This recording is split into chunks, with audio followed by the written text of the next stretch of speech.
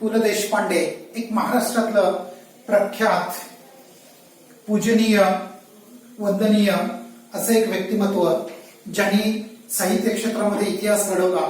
तर असे हे थोर साहित्यिक, विनोदी लेखक, प्रवास वर्णनकार, चतुरस्त्र म्हणजे चहू बाजूंनी कला असलेलं, सगळ्या क्षेत्रामध्ये चतुरस्त्र म्हणजे कुठल्याही प्रकारचं तुम्ही त्यांना कलेबद्दलचं विचारला, कुठली कला दाखवा म्हणलात तर ते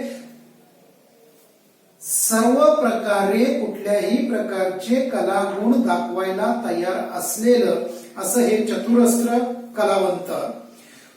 त्यांची सूक्ष्म निरीक्षण शक्ती खूप चांगली होती आणि निरीक्षण खूप शांत सूक्ष्म पद्धतीने म्हणजे हळूवार निरीक्षण असल्यामुळं नेमकं कुणाला कसं मार्मिकपणे म्हणजे ज्याला जे कळायला हवं त्या पद्धतीनं मार्मिकपणे आणि निर्मल विनोद करणारे असे हे प्रचंड कल्पनाशक्ती, तरल कल्पनाशक्ती असलेले आणि भाषेचं म्हणजे भाषा कशी वापरावी याचं एक खूप छान उदाहरण कोण असेल तर पु ल देशपांडे आहेत. त्यांचं देखील विशेष म्हणजे तुका म्हणे तुझं आहे तुझपाशी अंबल सुंदर मी होणार ती फुलराणी, अशी अनेक नाटकं, अनेक कथा त्यांच्या नाटकामध्ये रूपांतरित झाल्या.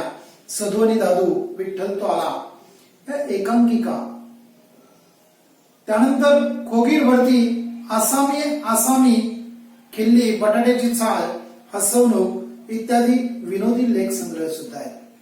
आणि अपूर्वाई आणि पूर्वरंग म्हणजे प्रवास वर्णन, हे सुद्धा त्यांनी प्रवास वर्णन सुद्धा तुम्ही वाचायला लागलात तर प्रत्यक्षात तुम्ही जणू काही त्या देशामध्ये गेलेला आहात, तुम्ही स्वतः पर्यटनाला गेलेला आहात अशी अनुभूती त्यांचे प्रवास वर्णन वाचत असताना आपणाला होते.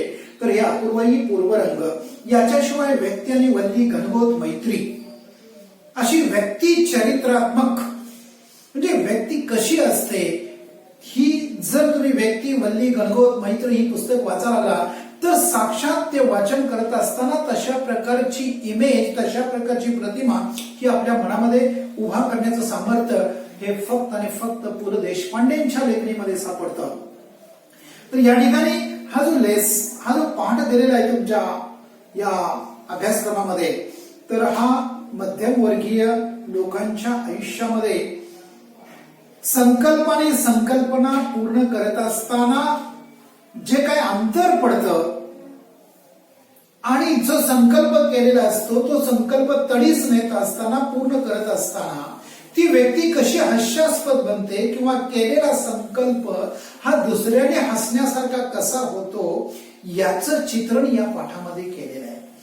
तर आता सगळ्यांनी पुस्तकं उघडायला काही हरकत नाही, कारण हा मराठी विषय आणि मराठी विषय शिकवत असताना प्रत्येक विद्यार्थ्याकडे पुस्तक असणं हे गरजेचं आहे. तर मी एक एक ओळ वाचत त्याच्यावरती प्रश्न निर्माण करत तुम्हाला विचारत पुढे जाता असताना तुम्ही प्रत्येक ओळ आणि माझा प्रत्येक शब्द आणि शब्द अगदी शांतपणानं ध्यानस्थ होऊन ऐकायला हवा आणि उत्तर द्यायला सुद्धा तुम्हाला तयार व्हायला हवं. तर मी हा धडा चालू करतोय त्याच्यापूर्वी पुन्हा एकदा तुम्हाला विनंती करतोय की तुम्ही हे जे चॅनल आहे, जे चॅनल म्हणून तुम्ही आता बघताय अशोकास इंग्लिश मीडियम अकॅडमी चॅनलला सबस्क्राईब करा. तिथं जे बेलचा आयकॉन आहे त्याच्यावरती प्रेस करा, ऑल प्रेस करा, पर्सनलाइजला प्रेस करा. तुम्हाला लेटेस्ट अपडेट्स जे असतील किंवा लेटेस्ट आम्ही जे व्हिडिओज अपलोड करतोय त्याचं नोटिफिकेशन मिळून जाईल. तुम्ही स्वतः पहा, तुमच्या मित्रांना सुद्धा सांगा, जास्तीत जास्त लोकांच्या पर्यंत हे कार्य मला पोहोचवायचं आहे आणि त्याच्यामध्ये तुमच्या बरोबर इतरांनी सुद्धा लाभ घ्यावा ही माझी मनोमन इच्छा आहे. तर चला चालू करूया. उपवास. माझ्या खाजगी उपोषणाची हकीकत चाळीत जाहीर झाली. उपवास means fasting. He decided that he want to do the fasting and it was get declared automatically in his land where he was living. लेखक ज्या चाळीमध्ये म्हणजे ज्या कॉलनीमध्ये अरुंद अशा कॉलनीमध्ये राहत होता त्या कॉलनीमध्ये सगळीकडे एक गोष्ट माहिती पडली, अरे आपला पुरुषोत्तम पु ल देशपांडे काय करणार आहेत, फास्टिंग उपवास करणार आहेत. आणि येता जाता ही माझी नाही ती भानगड आहे, उगीच हात दाखवून अवलक्षण आहे, पेरलं नाही तेव्हा खासगी झालं, अशी वाक्य माझ्या कानावर येऊ लागली. म्हणजे खरं म्हणजे हा लेखकाचा संकल्प होता की हा उपवास करणार आहे. तो जगजाहीर करायची काही गरज नव्हती, पण तो जगजाहीर झालेला होता. आणि मग लोक या लेखकांच्या बद्दल, म्हणजे गल्लीतले असतात ना, आपण असतो ना, आपल्यामध्ये सुद्धा काहीतरी इकडे तिकडे झालं की आपण एकमेकाला टोमणे मारतो, चिमटा काढतो, एकमेकाला चिडवतो. We are also teasing like that. Number of people from that colony were started to tease to Pu La Deshpande. नाही ती भानगड, unnecessarily he is doing. उगाच हात दाखवून अवलक्षण, उगाच हात दाखवून अवलक्षण म्हणजे अशुभ बिनकामाचा, याला नाही जमणार. आणि हा कशाला अवलक्षण करून घ्यायला लागलाय, अपशकून का करून घ्यायला लागलाय. पेरलं नाही तेव्हा खासगी झालं. म्हणजे पहिल्यांदा जगाला सांगितलं आणि नंतर म्हणलं की माझं असं काही नव्हतं, म्हणजे खासगी झालं. अशी म्हणजे लोक एक एक एक वाक्य अशी बोलत होती. कॉलनीतली माणसं, अरे ही काय भानगड, तू उपवास करायलास म्हणा, कोणीतरी असं बोललं. तो पण पुढे लेखक चाललाय आणि जाता जाता त्याच्या कानावरती कदाचित पाठीमागनं आवाज आला कॉलनीतल्या लोकांचा, अरे हात दाखवून अवलक्षण, दुसरं काय.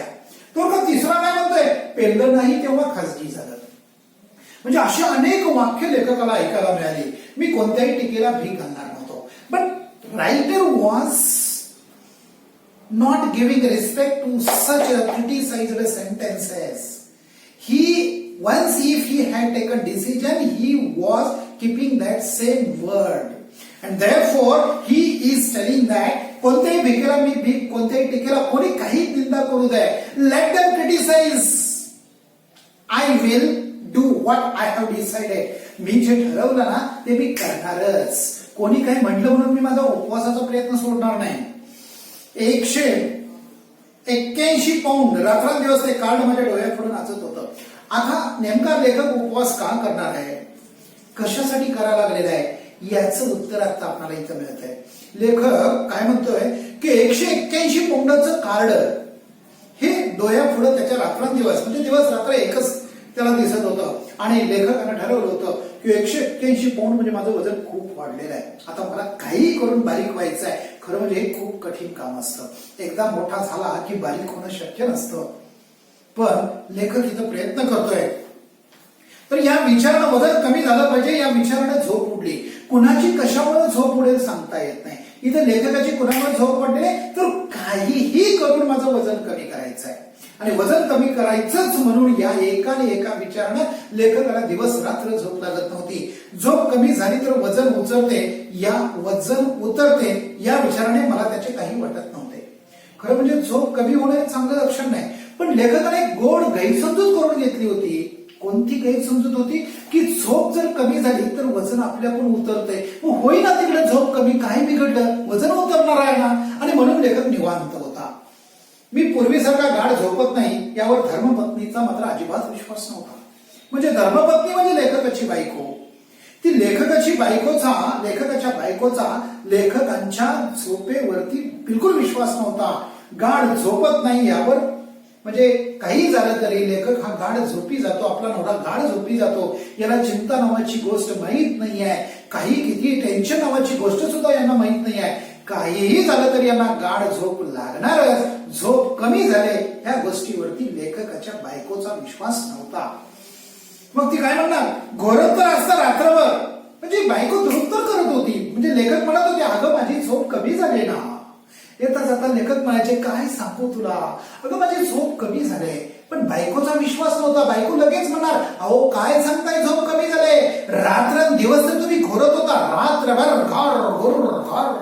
घोरत कोण होतं, काय माझं भूत. म्हणजे लेखकाच्या पत्नीचा लेखकावरती विश्वास नव्हता. तर इथं हा पहिला पॅरेग्राफ झालेला आहे. आता आपल्याला थोडस रिव्हिजन कडे जायचं आहे. पहिला प्रश्न विचारतोय, लेखकाची कोणती गोष्ट चाळीमध्ये जगजाहीर झाली. लेखकाची कोणती गोष्ट चाळीमध्ये जगजाहीर झाली. उपोषणाची. करेक्ट. लेखकाच्या उपोषणाची बातमी कळताच लेखकावरती कोणत्या प्रकारची निंदा झाली किंवा लेखकाला कोणती वाक्य ऐकावी लागली. लेखकाला कोणती वाक्य ऐकावी लागली. नाही ती भानगड, हात दाखवून अवलक्षण करे, पेललं नाही तेव्हा खासगी झालं, ही वाक्य ऐकायला लागली. लेखकाचं वजन किती पाऊंड झाले होते? 181. लेखकाच्या डोळ्यापुढे नेमकं काय नाचत होतं? वजनाचं कार्ड. लेखकाची झोप कशामुळे उडाली? वजन कमी झालं पाहिजे ह्या एकाच विचारानं लेखकाची कोणत्या विचारानं झोप उडाली? वजन कमी झालं पाहिजे या विचारानं लेखकाची झोप उडाली. बायकोचा कोणत्या गोष्टीवरती विश्वास नव्हता? गाढ झोप येत नाही या गोष्टीवरती लेखकाच्या धर्मपत्नीचा विश्वास नव्हता. पुढचा पॅराग्राफ बघूया. 2 महिन्यात 50 पाऊंड वजन कमी करून दाखवीन तर खरा. लेखक छाती ठोकपणे सांगतोय, अरे बघ येत्या 2 महिन्यामध्ये 50 पाऊंड वजन कमी करून दाखवणार आहे, दाखवीन खरा. छातीवर हात टोकून ते म्हणतात. म्हणजे भीष्मानं जशी प्रतिज्ञा केली होती तसं लेखकाने सुद्धा प्रतिज्ञा केली, 2 महिन्यामध्ये 50 पाऊंड वजन कमी करणार. आणि मग भीष्म प्रतिज्ञा करून लेखकाने काही केलं माहितीये?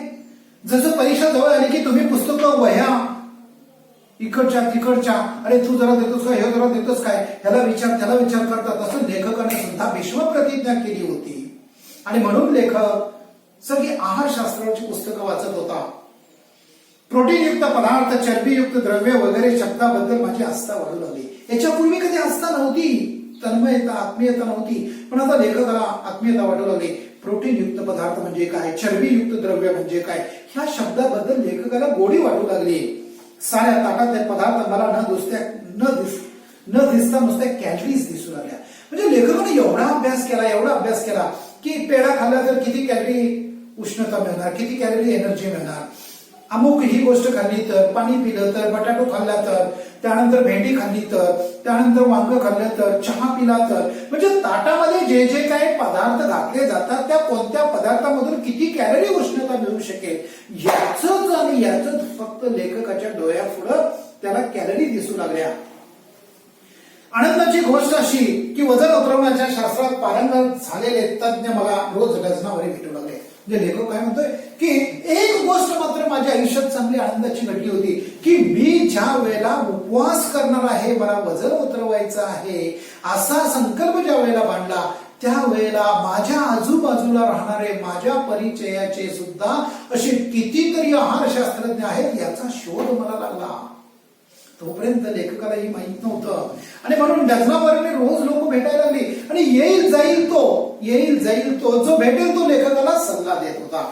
इतकेच काय, परंतु ज्या आमच्या चाळीतल्या लोकांनी माझ्या उपवासाची अवहेलना केली होती त्यांनीच मला डाएटचा सल्ला दिला होता.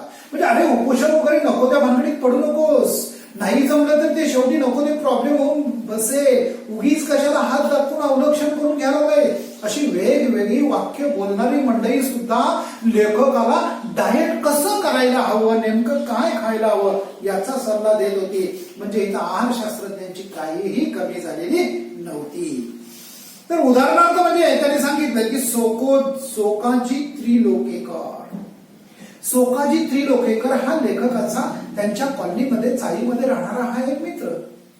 तर हा सुद्धा यांना सल्ला द्यायला आला. तर इथं आपण पुन्हा एकदा पाठीमागे जातोय. लेखकानं कोणती भीष्म प्रतिज्ञा केली होती? वजन कमी करण्याची प्रतिज्ञा केली होती.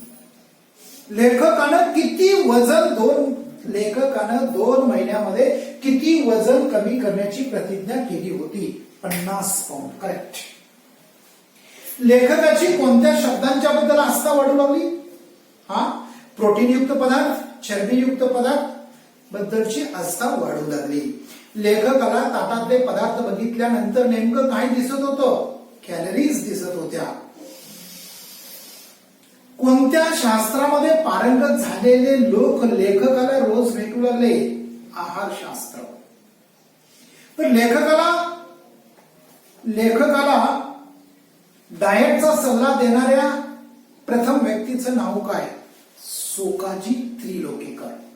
तुला सांगतो बघा, आता तो सोकाजी काय म्हणतो, तुला सांगतो मी पंत, डाएट कर, बटाटा सोड, बटाट्याचं नाव काढू नकोस. म्हणजे एकदा तुम्ही रस्त्यावरती जर घर बांधायला लागला किंवा रस्त्यावरती काहीतरी करायला लागला, असं करू नको, तसं करू नको, अमुक कर तमुक कर, त्याला काही अक्कल नाही आहे, अरे असंच करावं लागतं, असा सल्ला देणारे हजारो माणसं भेटतात. तो लेखक सुद्धा ज्या वेळेला येता जाता असं धोता वर करत जात होता, हिंडत होता किंवा आपल्या ऑफिसला जात होते, त्या वेळेला लगेच पंत इकड्या तुम्ही डाएट जरूर करा, पण बटाटा मात्र सोडा, बटाटा बिलकुल खाऊ नका, त्या बटाट्यामध्ये खूप कॅलरीज असतात असं सांगायला सगळ्यात पहिला कोणाला असेल तर तो सोकाजी त्रिलोकेकर. हो म्हणजे कुठं राहता म्हणून विचारता नुसतं चाळीत राहतो म्हणा. आता लेखक ज्या कॉलनीमध्ये राहत होता त्या कॉलनीचं, त्या चाळीचं, त्या वस्तीचं नाव आहे बटाट्याची चाळ. म्हणजे सगळे बटाटे खाणाऱ्या लोकांची चाळ म्हटलं तर तसा त्याचा अर्थ काढता येतो. बटाट्याची चाळ म्हणजे बटाटूच खाणाऱ्या लोकांची चाळ. आणि मग त्यावेळेला त्या सोकाजीने त्यांना सांगितलं की अरे पंता एक काम कर. काय काम कर? जर का कोणी विचारलं कुठे राहता तर बटाटा नावाचा शब्द सुद्धा तोंडात घेऊ नकोस, बटाटा सोडूनच टाक आणि कुठे राहता पण विचारलं तर त्या बटाट्याचं नाव सुद्धा घेऊ नकोस, फक्त चाळीत राहतोय म्हणून सांग. म्हणजे ज्या वेळेला तू इतकं पथ्य पालन करशील त्यावेळेला 50च काय रे 100 किलो तुझं वजन उतरेल, लवकर वर जाशील. आता मी विनोद केला तसं काय होत नाहीये मित्रांनो. तर वाढेल बटाट्याची चाळ म्हणू नका. हो म्हणजे कुठं राहता म्हणून विचारलं तर नुसतं चाळीत राहतो म्हणा, बटाट्याची चाळ म्हणू नका, वजन वाढेल. म्हणजे बटाटा नाव घेतल्यानं वजन वाढेल. खी खी खी खी जनोबा रेगे आहेस, मला काय म्हणावे मला कळत नाही, नेहमी तिरके बोलायचे म्हणजे काय. तर सोकाजींनी डाएट करण्याचा सल्ला दिला होता. या जनोबा रेगेंनी थोडस मी तुम्हाला मगाशी चुकीचं बोललो, तर बटाटा खाऊ नकोस असा सल्ला देणाऱ्या व्यक्तीचं नाव आहे जनोबा रेगे. तर जनोबा रेगेने काय सल्ला दिलाय? बटाटा खायचं सोडून दे. आणि मग ते काय म्हणले की निव्वळ बटाट्याच्या चाळीत राहतोय, बटाटा नाव घेतला तरी तुझं वजन वाढेल, तेव्हा ती ब्याज नको, ते सोडूनच दे. पण सोकोजीने त्याला परस्पर जामून टाकले. सोकोजी तिथं होतेच ना, कारण तिघे जण परत उभारले असतील. तर सोकोजी काय बोलतोय, हा काय बोलतोय, लेखक आपला असा ऐकत उभारलेला विचार आहे, आता काय करणार, काही पर्याय नव्हता. आणि मग त्यावेळेला सोकोजीने त्याला परस्पर काय म्हटलं, ए इडियट, मूर्ख आहेस तू, सगळ्याच गोष्टी जोक काय मारतोस नेहमी, प्रत्येक वेळेला तुला जोक मारायची सवय आहे. अरे प्रत्येक गोष्टीमध्ये नाही जोक करायचा राजा. मी सांगतो तुला पंत तू बटाटा सोड. मी काय काय सोडले असता वजन घटेल याची यादी बटाट्यापासून सुरू झाली. म्हणजे सोकोजीने त्यांना सांगितलं, अरे तू बटाटा सोड. म्हणजे सोकोजी सांगतोय की तू बटाटा सोड. काय काय सोडलं पाहिजे म्हणजे नेमकं वजन घटेल ना, वजन उतरेल याची यादीच मी तयार केलेली आहे. आणि ती अगदी बटाट्यापासून सुरुवात होत आहे. बटाट्याचं ठीक आहे, पण पंत आधी भात सोडा. एकट्यानं तोपर्यंत तिथंच एकट्यानं सल्ला दिला.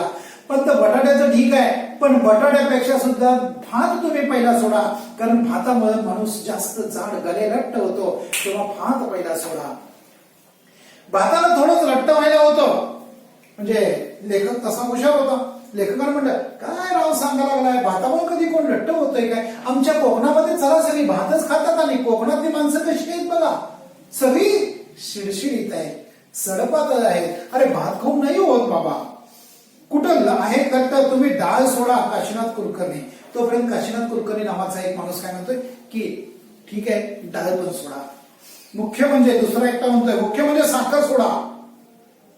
तिसरा एकटा म्हणतोय मी सांगू काय, ते बटाटा, साखर, भात हे सगळं ठीक आहे, त्याच्या अगोदर वजन वाढवणारा सगळ्यात मोठा पदार्थ काय असेल तर मीठ आहे, मीठ खायचं सोडा. दुसरा एकटा म्हणतोय लोणी, तूप, एका आठवड्यात 10 पाऊंड वजन घटलं नाही तर नाव बदलून टाकेल. आणखी काय सोडा? ते सगळं खावा, पण सगळ्यात पहिला लोणी आणि तूप खायचं सोडा. लोणी आणि तूप खायचं जर तुम्ही सोडला की तुमचं 10 पाऊंड वजन एका आठवड्यात नाही घटलं तर मी नाव बदलून टाकेल. आमच्या हेड क्लर्कच्या वाईफचं घटलं. तुला काय सांगतो की आमच्या ऑफिसमध्ये ना हेड क्लर्क आहे, त्यांच्या मिसेस, त्यांच्या पत्नी, त्यांचंही वजन वाढलेलं होतं. त्यांनी तूप खायचं सोडलं राव. तूप खायचं सोडलं, तेल खायचं सोडलं, तूप लोणी खायचं सोडल्यामुळे काय झालं, त्यांचं वजन 10 किलोनं घटलंय. पण तुम्ही सुद्धा खायचं सोडा. तेल आणि तळलेले पदार्थ आधी सोडा. बाबू काका नावाचा माणूस तो काय म्हणतोय की तळलेले पदार्थ, वडा, भजी आणि काय असेल ते सगळं सोडून टाका. तो काय एकटा शाणा म्हणला उठला, पंत यांचं काय ऐकायला लागलाय, दिवसा झोपायचं बंद करा. आता खरं म्हणजे लेखक रोज नोकरीवरती जाणारा माणूस, तिथं झोप नावाची चीज होऊ शकत नाही. पण त्याला सल्ला द्यायला लागले, जो दिवसभर काम करतोय त्याला म्हणतात की दिवसा झोपणं सोडा. खरं म्हणजे पत्ते खेळायचं सोडा, बसून बसून वजन वाढतं. तो का चौथा एकटा म्हणतोय पंत खरं म्हणजे आपण बसून पत्ते खेळतो ना, तुम्ही बसायचं द्यावं सोडून. म्हणजे बघा लेखकाला काही काही सोडलं पाहिजे. कोण किती सल्ला देईल ते कमीच आहे. इथं प्रत्येक जण लेखकाला सल्ला देतोय आणि मग लेखकाने मात्र ठरवलं होतं ऐकावे जनाचे परी करावे मनाचे. हा लेखकाला अभंग माहिती होता, संत तुकारामांचा अभंग माहिती होता आणि म्हणून लेखकाने ठरवलं की जनाचा ऐकायचा नाही, आपल्या मनाला जे पटेल तेच करायचं. पहिला उपाय म्हणून मी आहार परिवर्तन सुरू केलं. म्हणजे आहारामध्ये बदल करायचं लेखकाने ठरवलं. तर आता आपल्याला पुन्हा एका पाठीमागे जायचंय. सगळ्यात पहिल्यांदा पुन्हा एका प्रश्न विचारतोय की लेखकाची कोणती गोष्ट जगजाहीर झाली होती? उपोषणाची. लेखकाची उपोषणाची गोष्ट जगजाहीर झाल्यानंतर लेखकाला कोणत्या टीकेचा भडीमार सहन करावा लागला? नाही ती भानगड, हात दाखवून अवलोकन, पेलर नाही तेव्हा खासगी झालं, अशा प्रकारची वाक्य ऐकायला मिळाली. लेखकाचं वजन किती झालं होतं? 181 पाऊंड. लेखकाच्या डोळ्यापुढे कोणतं कार्ड नाचत होतं? वजनाचं. करेक्ट. लेखकाने कोणती प्रतिज्ञा केली होती? 2 महिन्यात 50 पाऊंड वजन कमी करण्याची प्रतिज्ञा केली होती. लेखकाला कोणत्या गोष्टीविषयी आस्था वाढू लागली? प्रोटीन युक्त पदार्थ, चरबी युक्त द्रव्य वगैरे शब्दाबद्दलची आस्था वाढू लागली. लेखकाला डाएटचा सल्ला कोणी दिला? सोकाजी त्रिलोकेकर. लेखकाला जे सल्ले वेगवेगळे सल्ले दिले होते त्या सल्ल्यांची यादी अनुक्रमे ठरवा असं जर म्हणलं तर हा पॅरेग्राफ खूप खूप इम्पॉर्टंट असेल. अनुक्रमे म्हणजे प्रत्येकानं कोणकोणत्या, म्हणजे डाएट पासून तुम्हाला खूप भली मोठी लिस्ट घ्यावी लागेल. मग त्याच्यामध्ये कोण म्हणेल बटाटा खायचं सोडून द्या, एकटा म्हणेल बटाटा चाळीचं नाव सुद्धा घेऊ नका, तर दुसरा म्हणेल की तुम्ही भात खायचं सोडून द्या, तिसरा म्हणेल, कोणी म्हणेल डाळ खायचं सोडून द्या, चौथा म्हणेल साखर सोडा, एकटा म्हणेल मीठ सोडा, तिसरा म्हणेल लोणी तूप खायचं सोडा. तर अशा पद्धतीने ही जी काही लिस्ट असेल तर बाबू काकांनी कोणता सल्ला दिला? बाबू काकांनी लेखकाला आहारशास्त्राचा कोणता सल्ला दिला? तर तेल आणि तळलेले पदार्थ खाऊ नका असा सल्ला बाबू काकांनी दिला.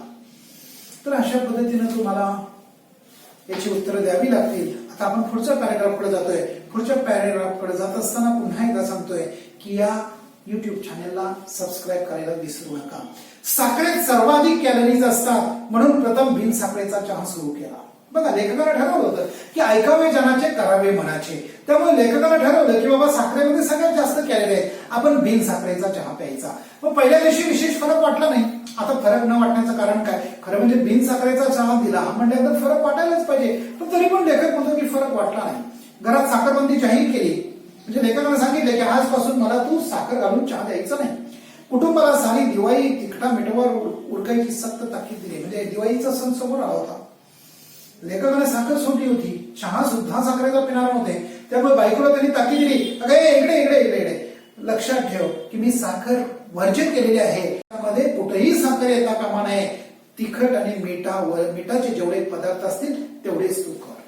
आणि काय मुलासाठी तुला काही थोडं थोडं काही करायचं असेल तर ते कर, पण मला मात्र साखरेचा कुठलाही पदार्थ द्यायचा नाही. अशी ताकीद कुणी कुणाला केलेली आहे? लेखकानं आपल्या पत्नीला केलेली आहे. एवढी पहिल्या दिवशीच मला फरक जाणवायला लागला. बघा एक आज फक्त जाहीर केलंय साखर गोड बंदी आणि लगेच लेखकाला वाटायला लागलं की आपलं वजन उतरायला लागलं. भात अजिबात वर्ज्य करणं अवघड होते म्हणून फक्त पहिला भात आणि ताक भात ठेवून मधला भात वर्ज्य केला. बघा लेखकानं सल्ले सगळ्यांचे ऐकले होते. साखर पहिल्यांदा सोडून दिली, भात पूर्ण सोडणं अशक्य होतं म्हणताना पहिला भात आणि थोडासा ताक भात ठेवून मधला भात, म्हणजे सुरुवातीला जरा लेखक भात खाणार, अगदी शेवटला ताक भात जरा खाणार आणि मध्ये जो काही जास्त तुंबा खायचा आहे तो लेखकाने सोडून दिला. उकडलेली पालेभाजी खाणे कसे जमणार हा विचार किती पोकळ होता याचा अनुभव ती खाल्ल्यावर आला आणि नेहमीच्या भाजीत ही निराळे काय करते याचा अजून अंदाज आला नाही. म्हणजे उकडलेल्या भाज्या सुद्धा लेखकानं खायचं. लेखक काय म्हणतो की नुसती उकडलेली पालेभाजी कसे जमणार हा विचार पोकळ होता. म्हणजे लेखक विचार करत होता की उकडलेल्या पालेभाज्या खाणं खूप अवघड आहे, मला नाही जमणार, ते नाही खावं असं वाटणार. पण तो विचार किती पोकळ होता. प्रत्यक्षात लेखकानं खायला चालू केली, त्याचा अनुभव आला आणि मग लेखक म्हणाला की नेहमीच्या भाजीत ही निराळे काय करते याचा अजून अंदाज आला नाही. म्हणजे उकडलेली भाजी आणि चटणी मीठ घालून केलेली भाजी, मीठ घालून केलेली भाजी, याच्यातनं काही लेखकाला अजून तरी काही फरक बिलकुल कळत नव्हता. पहिला दिवस सुरळीत गेला आणि दुसऱ्या दिवशी व्रतभंगाचा प्रसंग आला. म्हणजे एक दिवस लेखकानं ठरवल्याप्रमाणे बिनसाखरेचा चहा ठीक आहे, गोडबंदी ठीक आहे, उकडलेली भाजी ठीक आहे, म्हणजे पहिला दिवस कसा तरी व्यवस्थित गेला. पण दुसऱ्या दिवशी मात्र खरा मोठा व्रतभंगाचा म्हणजे लेखकाचा संकल्प तुटण्याचा प्रसंग निर्माण झाला. पहिल्या दिवशी निम्म्याहून अधिक कचेरीला माझ्या वजन घटवण्याच्या व्रताची वार्ता गेली होती. म्हणजे पहिल्या दिवशी ऑफिसमध्ये जे काही काम करणारे लोक होते, कचेरीमध्ये काम करणारे लोक होते, जसं 50% लोकांना कळून चुकलं होतं की अरे पु ल देशपांडेनं भीष्म प्रतिज्ञा केली, तो वजन उतरवणार आहे, ही वार्ता कळलेली होती. दुसऱ्या दिवशी आमच्या अण्णा नाडगौडाला प्रमोशन मिळाल्याची वार्ता आली. म्हणजे पहिल्या दिवशी सगळ्यांना कळलं, काही लोकांनी ऐकलं, काही लोकांनी ऐकलं नसेल, कानाडोळा केला असेल. पण दुसऱ्या दिवशी मात्र मजेशीर घटना घडली की त्यांच्या ऑफिसमध्ये, पुलंच्या ऑफिसमध्ये असणारा कोण लेखक, कोण आहे, अण्णा नाडगौडा. तर हा नाडगौडा नावाचा जो इसम आहे, व्यक्ती आहे, या व्यक्तीचं प्रमोशन झालं होतं. त्याने साऱ्या सेक्शनला पार्टी दिली. आता खरं म्हणजे हा आनंदाचा क्षण. कुणालाही प्रमोशन झालं की पार्टी हा देणार, आणि पार्टीमध्ये नेमकं काय असं तुम्हाला माहिती आहे. आत्ताची पार्टी नव्हे, त्यावेळेची पार्टी आणि आत्ताच्या पार्टीमध्ये खूप अंतर आहे. तर मित्रांनो, त्यानं काय केलं, त्यानं साऱ्या सेक्शनला पार्टी दिली. कॅन्टीनच्या आचाराला तर माझ्या डाएटवर सूर घ्यायचं असं ठरवून पदार्थ केले होते.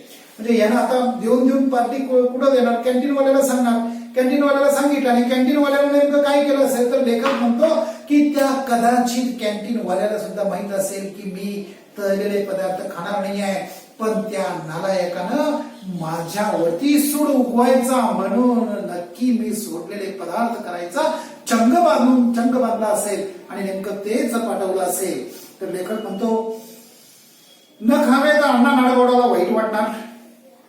बिचारा 6 वर्षाने इफिशियन्सी बारच्या जाळ्यातून बाहेर पडला होता. म्हणजे आता तळलेले पदार्थच पार्टीमध्ये आलेले होते. म्हणजे लेखकाला खूप त्या कॅन्टीनवाल्याचा राग आला.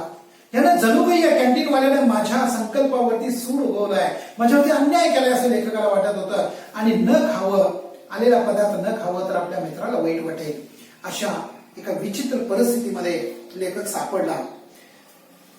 आचार्याने मिठाईत साखर न घालता साखरेत मिठाई घालून आणली होती. आचार्याने मिठाईत साखर न घालता, म्हणजे बघा, जो पदार्थ आला होता तो खूप खूप गोड होता.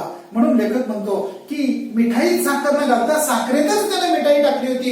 इतकी ती मिठाई गोड झाली होती. घासा गणिक, हजारो सहस्त्र गणिक, म्हणजे हजारो कॅलरीज पोटामध्ये जात होत्या.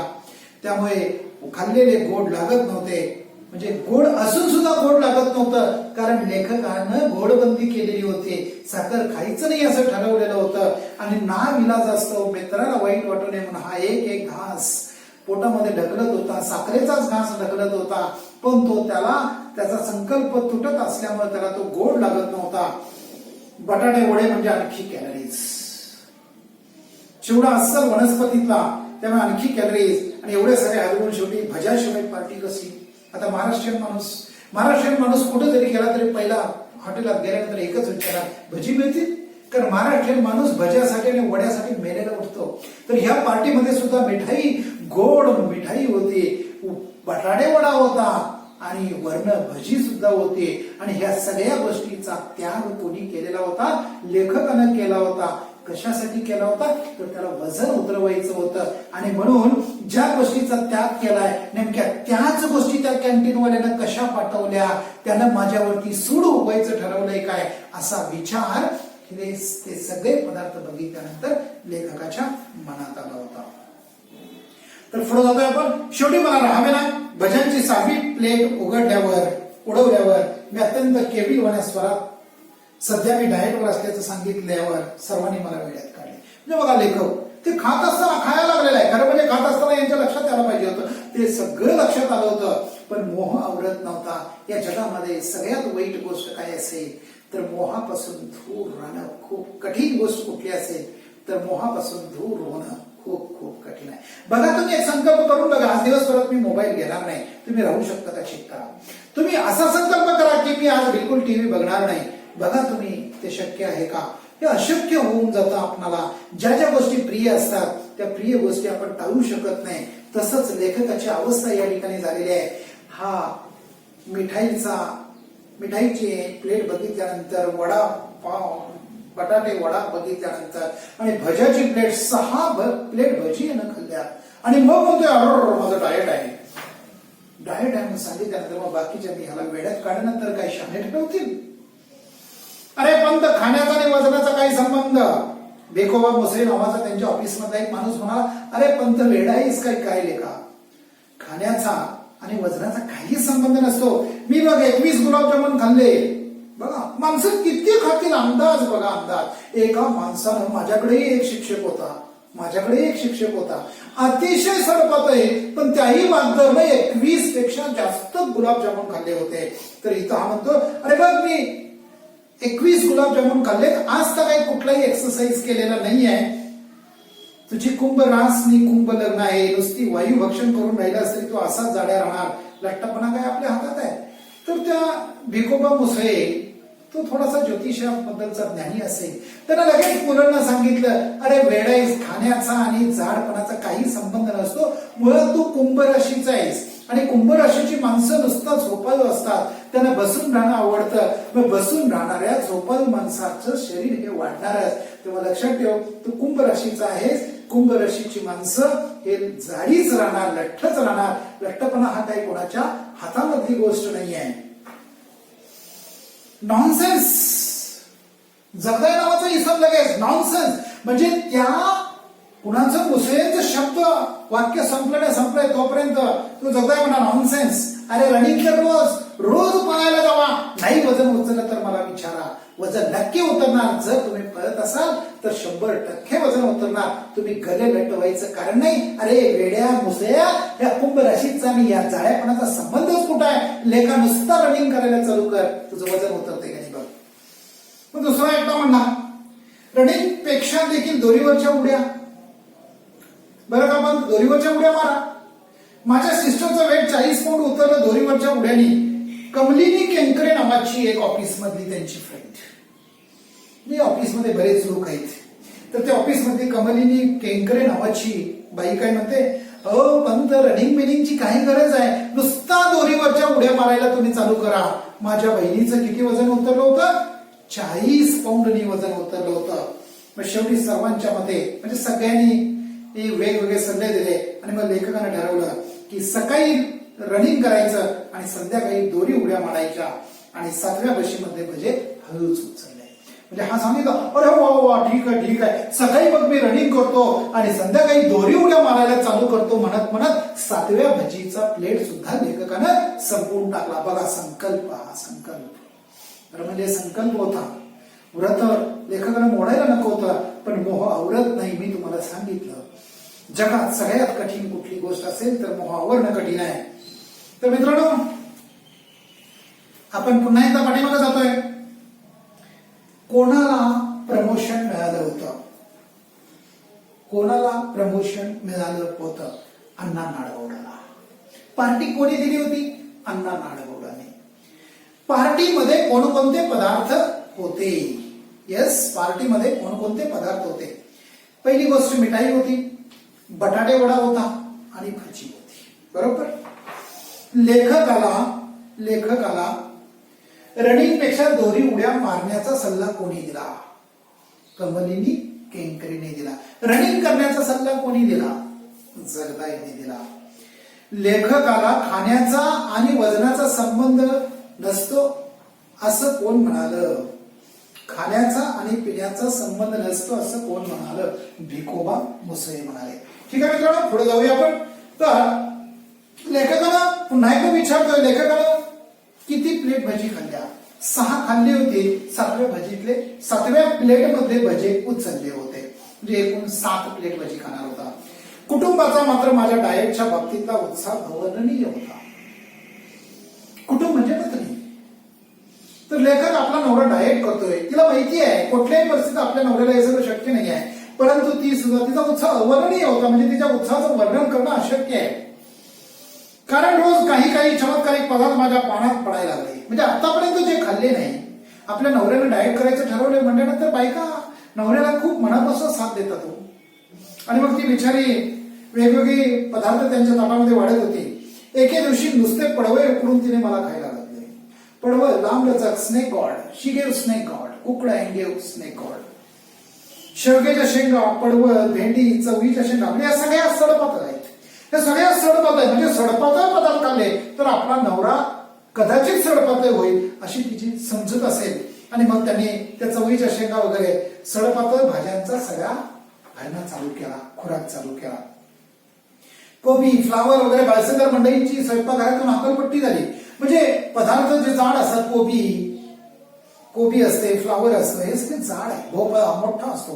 ते तसले जर पदार्थ खाल्ले तर माझा नवरा आणि पुन्हा भोपळ्यासारखा मोठा होईल, कोबी सारखा, फ्लावर सारखा गुबगुबीत होईल. म्हणून तिनं काय केलं, देशपांडेंच्या मंडळींनी घरामध्ये आपला नवरा बारीक व्हावा म्हणून बारीक सडपातळ असणाऱ्या पालेभाज्यांचा खुराक त्यांना चालू केला.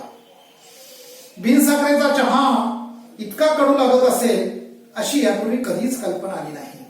सकाळचा चहा देखील तसा राहिला नाही. म्हणजे सकाळी रोजच चहा माणूस पिणार म्हटल्यानंतर गोडच चहा असतो. कमी म्हणलं तरी सुद्धा बऱ्यापैकी तो चविष्ट, साखर घातल्यामुळे चविष्ट असतो. पण आता लेखक म्हणतो की माझ्या बायकोचा उत्साह इतका प्रचंड होता की तिनं सुद्धा मी सडपातळ व्हावं म्हणून सडपातळ भाज्या खायला घालायला चालू केल्या. आणि मला आता कळायला लागलं की बिनसाखरेच्या चहाची नेमकी चव काय असते. चहा सुरुवातीला बिनसाखरेचा असूनही कडू लागला नाही आणि आता का लागतो तेवढं सांग असं लेखकानं विचारलं. म्हणजे ज्यावेळेला उत्साहानं लेखकांची पत्नी धर्मपत्नी लेखकाला आहारामध्ये परिवर्तन करून वाढत होती, त्याच वेळेला लेखकाने विचारलं की इतके दिवस चहा गोड लागत होता आणि आज मात्र बिनसाखरेचा असूनही कडू का लागला नाही असं त्याने विचारलं. तेव्हा हेच ते म्हटलं ते काय उगीच, अहो म्हणजे सुरुवातीला मी तुम्हाला जो बिनसाखरेचा चहा दिला तो बिनसाखरेचा नव्हताच होईल. म्हणजे ज्या वेळेला त्यांनी विचारलं की साखर बिनसाखरेचा असूनही, म्हणजे तू जो चहा दिलीस तो त्यात साखर नाही आहे म्हणून तू सांगितलंस आणि तो कडू कसा लागला नाही, तेव्हा मग ती म्हणायला लागली की हेच ते तुम्हाला काही कळतच नाहीये काय, हेच ते म्हटलं ते काय उगीच. अहो सुरुवातीला मी तुम्हाला जो बिनसाखरेचा चहा दिला, म्हणजे जो चहा दिला होता ना त्यात साखर होतीच हो, बिनसाखरेचा तो चहा नव्हताच. तुम्हाला ते कळायला हवं होतं, तुम्हाला कळत नाही असं जे मी म्हणते ना ते यासाठीच. मग मला बिनसाखरेचा चहा म्हणून काय सांगितलंस, अगं साखर घालून दिली होतीस तर तू मला का म्हणलीस बिनसाखरेचा आहे. अहो थोडीशीच राहिली होती साखर, ती संपेपर्यंत म्हटलं घालू, काल संपली, आजपासून बिनसाखरेचा चहा केलाच की साखर न घालता. ती थोडीशी घरामध्ये बायको म्हणाली थोडीशी साखर शिल्लक होती, मग उगीच कशाला घरामध्ये शिल्लक ठेवायची, ज्यावेळी संपेल त्यावेळी पुन्हा आणायची नाही. आणि म्हणून मग ती कालपर्यंत होती आणि मग मी तुम्हाला तो कालपर्यंत साखर घालूनच देत होते, काल संपली आणि आज तुम्हाला मी बिनसाखरेचा चहा दिला. म्हणजे खलास, अगं किती लाख कॅलरीज गेल्या असतील पोटात, म्हणजे हा लगेच खलास, बाप रे, म्हणजे इतके दिवस माझा संकल्प चालू आहे आणि तू रोज मला साखरेचा चहा देतेस, म्हणजे किती कॅलरीज माझ्या पोटामध्ये गेल्या, मी कसा बारीक होणार, कसलं कमी होतंय वजन माझं. म्हणून लेखकानं तक्रार करायला चालू केली. म्हणजे ते लेखक आपल्या पत्नीवरती ओरडले, म्हणाले अगं किती वेळी असशील तू, मी एवढा खटाटोप करतोय वजन उतरवण्यासाठी, किती पदार्थ सोडले, मी डाएटिंग करतोय आणि तू वेड्यासारखं मला साखरेचा चहा देत राहिल्या, कशाला माझं वजन उतरेल बरं, का नाही मला सांगितलंस. उगीच आरडाओरडा नका करू, वजनात ते काय गेलं होईल हळूहळू कमी. बायको ती बायकोच म्हणाली कशाला त्रास करून घ्या लागलाय, काय ओरडायची गरज आहे का. खरंच आपण बऱ्याच वेळेला ओरडत असतो, बाई शानी असते, ही ओरडते त्यावेळी गेलं, पण पुरुष ओरडायला लागलाय की बायका लगेच म्हणतात काय ओरडायची गरज आहे, नका ओरडू, वजनाचं काय ते मेलं, हळूहळू होईल कमी. काय आपण लोकांच्या घरात आणून खातोय काय, म्हणावं स्वतःच कमवून खातो, वाढलं तर वजन वाढू दे, कोणी विचारलं ना तर त्यांना सांगा ते स्वतः आणून देत नाही आहेत, आम्ही स्वतः कमावतो, आम्ही खातो, वाढतं वजन तरी वाढू दे, कधी कमी व्हायचं तेव्हा होईल. मुलांना देण्यासाठी लाडू काढून बशी ठेवत आणि माझ्या वजनक्षय संकल्पाला आणखी सुरू लावत ती उद्गारली. म्हणजे मुलांना देण्यासाठी लाडू बशीमध्ये ठेवतच बायको म्हणाली की ते मुलांना देण्यासाठी केलंय, खावा तुम्ही लाडू, आपण काय लोकांच्या घरात आणून खात नाही, कोण आपणाला आणून देत नाही. वजन काय हळूहळू कमी होईल असं म्हणत म्हणत म्हणजे लेखकाच्या संकल्पना सुरू लावण्याचं म्हणजे व्रत मोडण्यासाठीच जेवढा हातभार लावता येईल तेवढा बायको सुद्धा हातभार लावत होती. लेखक म्हणाले, लाडू कशाला केलेस? साखर असेल ना तर काय कारण होती काय लाडू करायची? मी संकल्प केलाय वजन उतरवण्याचा, साखर खायची नाही आहे आणि कशाला केलेस? ईश्वर, साखरेशिवाय लाडू आमच्या नाही घराण्यात केले कोणी? बायको लगेच म्हणाली, अहो काय साखरेशिवाय लाडू होतो का? म्हणजे तात्पर्य चहा बिन साखरेचा होता हे खरे, परंतु लाडवाच्या रूपाने काही कॅलरी पोटात गेल्याच. म्हणजे लाडू ठेवला होता, लेखकाने तो खाल्ला होता. खरं म्हणजे दिलाय खायचं का नाही खायचं हे लेखकाने ठरवायला हवं होतं, पण लेखकाने खाल्ला आणि उगीच आपली बिनकामाची तक्रार ते करत होते. दोरीवरच्या उड्यांचा फक्त एकदा प्रयत्न केला. जे लेखकाला सल्ला दिला होता ना ऑफिसमध्ये, कोणी दिला होता माहितीये ना? कमलिनी केंकरेंनी. तर लेखकाने दोरीवरच्या उड्यांचा प्रयत्न करायचं ठरवलं. पहिली उडी मारली ती शेवटची उडी ठरली. बघा, पहिलीच उडी आणि ती सुद्धा शेवटची उडी ठरली. कारण 8x10च्या आमच्या दिवाणखान्यात प्रथम दोरी संपूर्ण फिरवणे अवघड होते. 8x10 दिवाण म्हणजे हॉल. 8x10च्या रूम मध्ये छोट्याशा रूम मध्ये दोरी फिरवणं पूर्ण अवघड होतं. एकदा डोक्यावर दोरी पलीकडे गेली ती ड्रेसिंग टेबलावरच्या तेलाच्या म्हणजे ड्रेसिंग टेबल होतं. म्हणजे असं लेखक आता उडी मारायला गेलाय आणि ती दोरी असं 8 उंच आहे, मग ती दोरी पुढे गेली. म्हणजे 8 फुटच घर असल्यामुळे ड्रेसिंग टेबल होते आणि जरा छोटंसं झालेलं होतं. आणि जशी यांनी उडी मारली, दोरी वरती केली, फुडून येताना पुढे ड्रेसिंग टेबल मध्ये ठेवलेलं जे काय तेल असेल, पावडरचा डब्बा असेल, ते सगळंच्या सगळं खाली येऊन पडलं. औषधाच्या बाटल्या खाली घेऊनच आली. दुसऱ्यांदा अर्धवट गॅलरी आणि अर्धवट घरात राहून दोरी फिरवली. म्हणजे गॅलरीमध्ये पुन्हा मग तिथं सगळं घरामध्ये शक्य नाही आहे म्हणून लेखक तो गॅलरीमध्ये गेला आणि गॅलरीमधनं तो ज्या वेळेला दोरी उडी मारायला गेला तर अर्धी दोरी यांच्या गॅलरीत होती आणि ज्या वेळेला ती पूर्णपणे फिरवण्याचा प्रयत्न केला तर शेजारच्या गॅलरीमध्ये जे बर्वे नावाची व्यक्ती उभी होती ती त्यांच्या गळ्यात जाऊन पडली. त्यांचा माझ्यावर आधीच राग होता. आता बर्वेंच्या गळ्यामध्ये पडले. बर्वे तर हा देशपांड्यांच्या वरती नेहमी चिडत होता आणि नेमकं त्या बर्व्यांच्याच गळ्यामध्ये दोरी पडावी. परंतु आचार्य बाबा बर्वे शेजारच्या खोलीत असूनही आले नाहीत. कारण उपवास हे त्यांचे खास राखीव करण होते. म्हणजे खरं म्हणजे बर्वेचा प्रचंड राग होता देशपांडेंच्या वरती, पण बर्वे त्यावेळेला आले नाहीत. कारण काय तर उपवास हे त्यांचं राखीव करण होतं. हा दुष्टपणा माझ्या गळ्यात दोरी अडकवून केला ते ठीक झालं, पण तुमच्या वयाला न शोभणाऱ्या या भिंगामस्तीला दुसरा कोणी माझ्यासारखा बळी पडला असता तर तुमची धडगत नव्हती, म्हणून मी तुम्हाला क्षमा करतो. म्हणजे बर्वे खरोखर देशपांडेंच्या वरती त्यांचा राग होता. त्यांनी भांडण काढलं असतं, पण देशपांडे उपवास करतायत आणि उपवास ही बर्वेंची आवडती गोष्ट होती. म्हणजे उपवास हे चांगल्यासाठी असतं, बऱ्यासाठी असतं याची जाणीव त्या बर्वेंना होती आणि बर्वेंचा आवडीचा विषय होता. म्हणताना बर्वे आले, प्रशांत आवाजात त्यांना म्हणाले, काय हा दुष्टपणा? दुसऱ्या कुणाच्या गळ्यामध्ये जर पडली असती ना ही दोरी तर तुमची धडगत नव्हती. जे जमत नाही आहे, वय काय तुमचं, दोऱ्या उड्या मारायला लागलाय, ह्या वयामध्ये हे शोभतंय काय, नका करू असं म्हणून शांतपणे ते बोलून गेले. ते म्हणाले, आता ठीक आहे, मी तुम्हाला क्षमा करतो, पण मी हे मुद्दाम केलं नाही आचार्य. अहो, वजन कमी करायला दोरीच्या उड्या मारतोय मी. लेखक सांगत होते, नाही हो, मी काही मुद्दाम केलं नाही, माफ करा मला. वजन कमी करायचंय म्हणता मी दोरी उड्या मारतोय. ते लगेच बर्वे म्हणाले, काही उपयोग होणार नाही, दोरी उड्या मारून वजन कमी होत नाही. का? म्हणजे अहो, जिभेवर नाही तुमचा ताबा. वजन कमी करायचं असेल म्हणजे पुन्हा सल्ला आला. इतकी दिवस सगळे सल्ला देतच होते, आता बर्व्यांचा सल्ला कमी पडला होता, बर्वे सल्ला द्यायला लागले. जिभेवर ताबा नाही, संयम हवा, मनाची एकाग्रता हवी. त्यासाठी प्रथम म्हणजे काही गोष्टी सोडाव्या लागतील. बघा, वाक्य छोटं आहे, छोटी छोटी वाक्य आहेत, पण खूप महत्वाचे आहे. काय म्हणतात? जिभेवरती ताबा हवा. लक्षात घ्या, तुमचं वजन वाढत असेल तर तुमचाही जिभेवरती ताबा हवा, संयम हवा, मनावरती संयम हवा, प्रत्येक गोष्टीसाठी संयम हवाच हवा. आणि जे करायचं ते एकाग्रतेनंच केलं पाहिजे. आता ह्या उड्या मारायला मी लाज देखील सोडली हे पाहताना तो लगेच लेखक म्हणाले, हजरजबाबी होते, काय बर्वे साहेब सांगताय, ह्या वयामध्ये सुद्धा मी दोरी उड्या मारतोय, म्हणजे संयम आहे की नाही माझा, मनाची एकाग्रता आहे की नाही आहे, माझा माझ्या मनावरती ताबा आहे की नाही आहे, लाज लज्जा सोडून मी उड्या मारतोय. आता या उड्या मारायला मी लाज सोडली, ठीक आहे, प्रथम बोलणं सोडा. लगेच बर्वेने सांगितलं, बोलणं सोडा. मग बोलणं सोडू? अजिबात.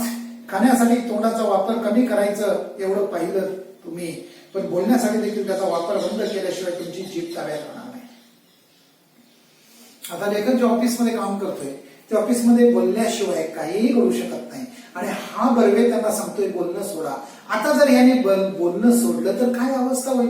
म्हणजे काय होणार आहे नेमकं, की यांनी बोलणं सोडलं म्हणजे यांना नोकरीवरनं काढतील, आणि नोकरीवरनं काढले की यांच्या पोटापाण्याचा विषय घर होऊन बसेल, यांना खायला मिळणार नाही आणि वजन आपल्याकडून उतरून जाईल. हे बर्व्यांना कदाचित सुचवायचं असेल, आणि म्हणून त्यांनी म्हटलं की अजिबात खाण्यासाठी तोंडाचा वापर कमी करायचा एवढं पाहिलं तुम्ही, पण बोलण्यासाठी म्हणजे लेखक म्हणतो की खाण्यासाठी तोंडाचा वापर करायचा कमी करायचा एवढं पाहिलं, बोलण्यासाठी देखील त्याचा वापर बंद केल्याशिवाय म्हणजे बोलणं सुद्धा तुम्ही सोडा, त्याशिवाय तुमची जीभ ताब्यात राहणार नाही. म्हणजे ऑटोमॅटिकली बोलणं सोडलं की तुम्हाला नोकरीवरनं काढून टाकतील, आणि नोकरी गेली की जीभ जी काही वय वय वय वडा पाहिजे, भजी पाहिजे, 7 प्लेट भजी पाहिजे, 21 गुलाबजामुन पाहिजे, हे सगळं ऑटोमॅटिकली बंद होऊन जाईल. पण मला बोललंच पाहिजे बाबा, मी केली म्हणायचं. म्हणजे लेखक म्हणाला अहो कसं काय बर्वे शक्य आहे, मी नाही बोललो तर माझ्या नोकरीचं काय? का पण एवढा संयम नाही तुमच्यात? मौनाचं सामर्थ्य मोठं आहे, मौन ही शक्ती आहे. जे बर्वे म्हणाला का नाही सोडू शकत? अहो मौनम सदा सर्वोत्तम. मौनाची शक्ती किती असते. उड्या मारायच्या माझ्या दोरीचे एक टोक हातात धरून बाबा 1 तास मौनाचं महत्व या विषयावर बोलायची. ती दोरी त्या बर्व्याने धरलेली होती, आणि बर्वे बाबा कंटिन्युअसली त्यांना मौनाचं महत्व सांगत होते. म्हणजे बोलण्याचा आणि खाण्याचा काय संबंध याच्याबद्दलच ते माहिती देत होते.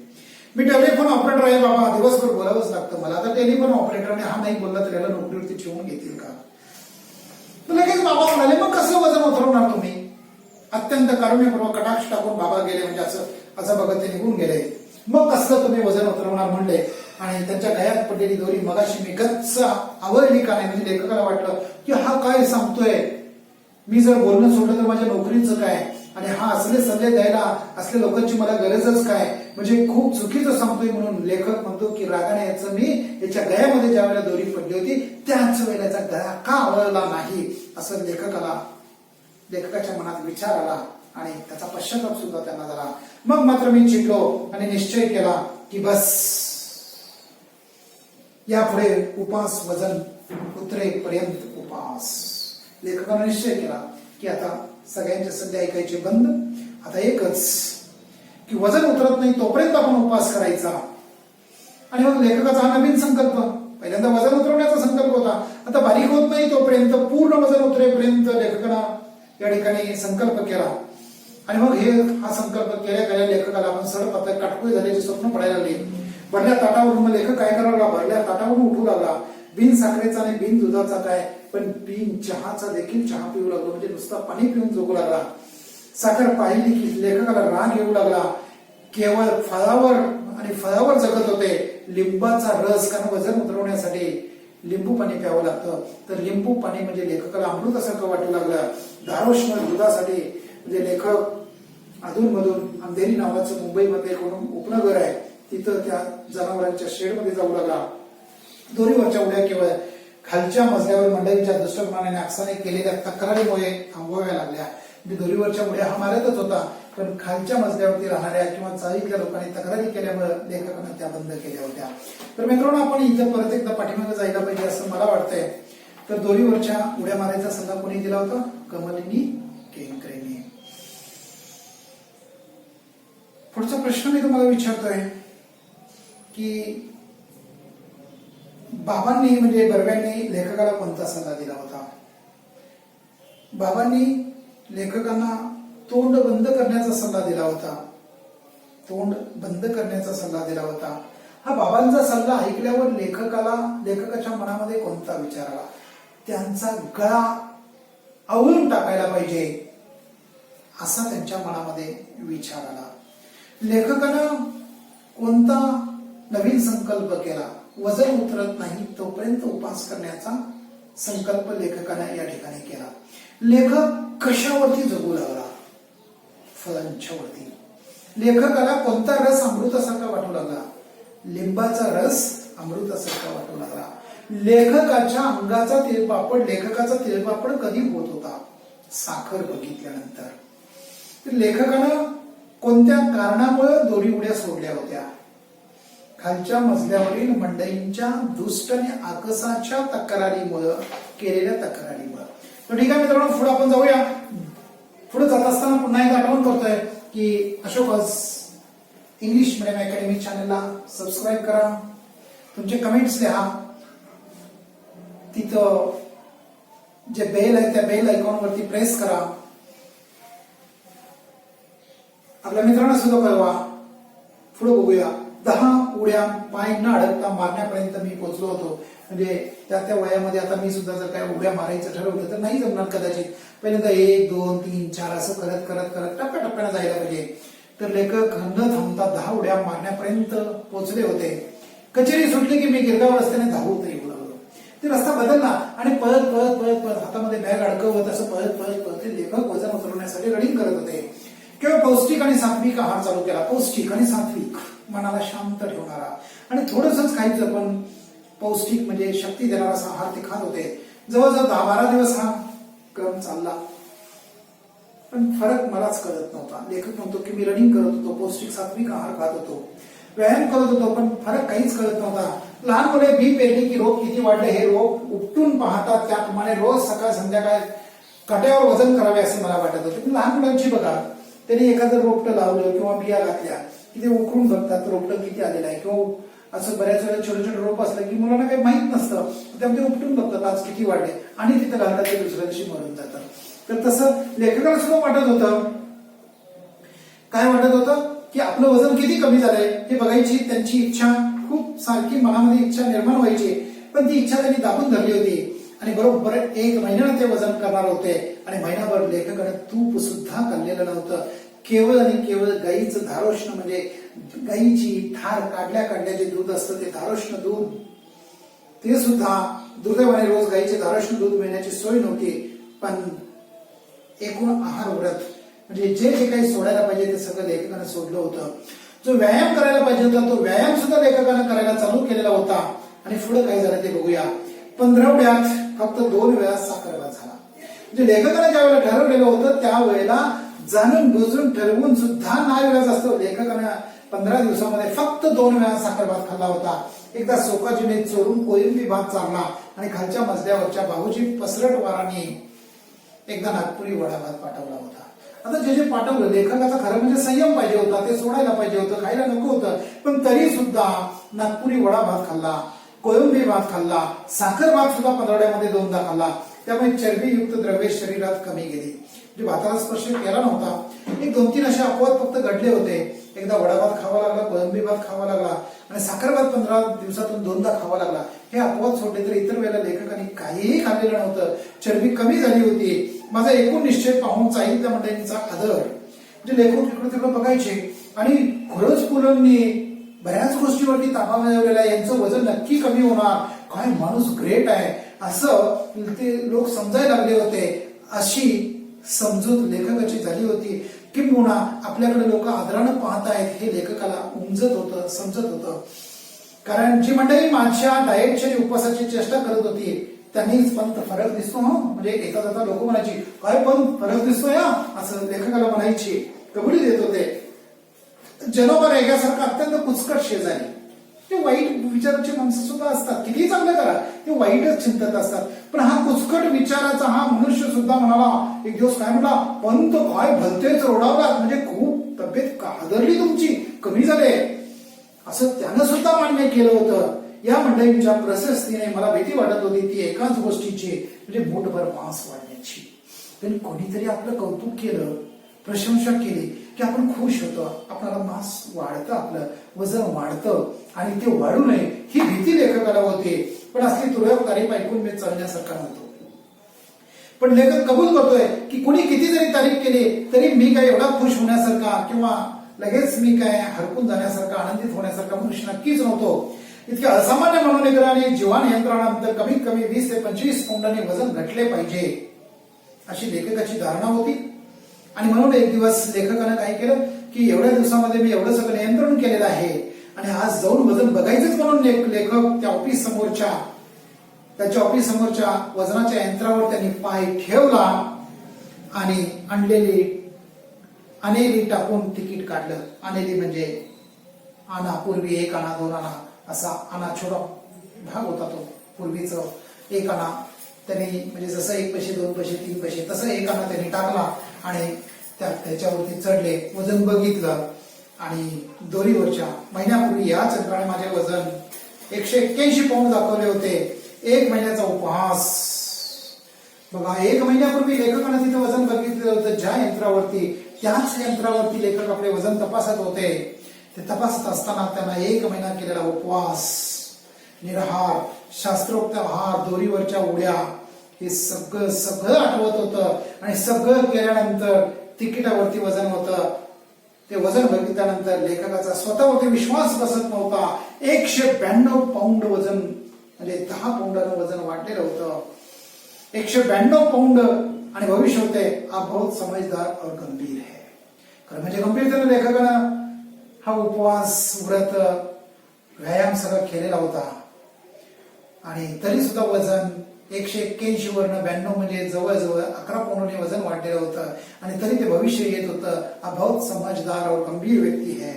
हल्ली मी वजन आणि भविष्य या दोन्ही गोष्टी चिंता करायचं सोडून दिलेलं आहे. विशेषतः डाएटच्या आहारी तर या जन्मात जाणार नाही. छे वजनाचा मार्ग भलत्याच काट्यातून जातो. म्हणजे लेखक कबूल करतो की माझा ज्योतिषावरती पण विश्वास नाही, त्या वजन काट्यावरती पण विश्वास आता राहिलेला नाही आणि आहारशास्त्रावरती सुद्धा आता माझा विश्वास राहिलेला नाहीये. एवढं महिनाभर मी एवढं मोठं तप केलं आणि एवढं मोठं तप केल्यानंतर सुद्धा जर माझं वजन वाढलेलं असेल तर आता मला वजन आणि भविष्य या दोन्ही गोष्टीकडे बिलकुल आयुष्यात फिरायचं नाही. त्या गोष्टीची आपण चिंता करायची नाही हे मी ठरवलेलं आहे. आणि मरूपर्यंत या जन्मामध्ये आहारशास्त्राच्या डाएटच्या आहारी मी जाणार नाही. वजन कमी करण्याचा मार्ग अतिशय काट्यातून जातो. मला आता त्या पुन्हा रस्त्यावरती जायचं नाही असं लेखक या ठिकाणी मनाशी ठरवतो.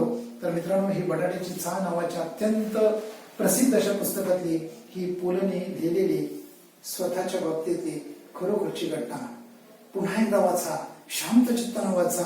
मी जसे प्रश्न तुम्हाला अधूनमधून विचारत होतो तसेच प्रश्न स्वतःच्या मनाला विचारत चला. अशाच पद्धतीनं प्रश्न तुमच्या परीक्षेमध्ये सुद्धा येणार आहेत. याच्यावरचं व्याकरण जे काय असेल ते मी नंतर घेईनच. इथं जो तुम्हाला स्वाध्याय दिलेला आहे तो स्वाध्याय नक्की सोडवा. जिथं अडचण असेल तिथं मला कॉन्टॅक्ट करा, संपर्क करा. तुमच्या पाठीशी सदैव मी असेन.